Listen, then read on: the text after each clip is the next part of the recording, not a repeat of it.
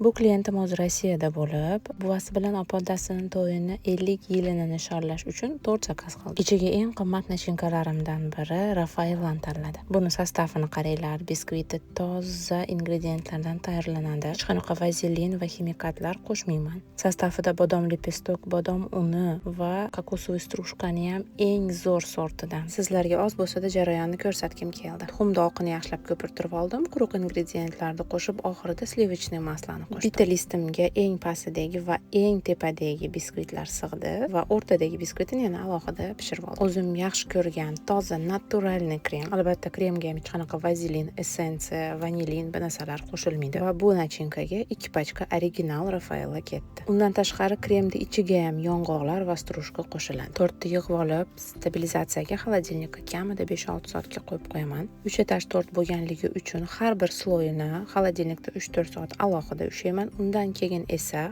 har birini konstruksiyaga qo'yib olib, konstruksiyasi bilan muzlatgani qo'yaman. Biskvitni qaranglar, yaxshilab ko'ringlar-da, ichidagi yong'oqlari ham ko'rinib turadi. Etajlik tortlarning ichini albatta konstruksiya qilish kerak, bo'lmasam yiqilib tushadi. Tekizlash jarayonida juda ham band bo'lib videoga olmabman. Kliyentning xohishiga ko'ra vellur ham qilib berdim. Vellurning ham rangi tortni rangidan bo'lganligi uchun videoda ko'rinmayapti, lekin yaqindan ko'rsanglar juda ham chiroyli effekt bo'ladi va buni yeyotganinglarda ustidagi toninkий sloy shokolad kirsillab turadi. Kristallarni esa lidinsidan qildim. Sizlarga bu video foydali bo'ldi degan umiddaman. Biz ham shunaqa pulini farqi yo'q, zo'r qilib bering deydigan nevaralardan bo'laylik.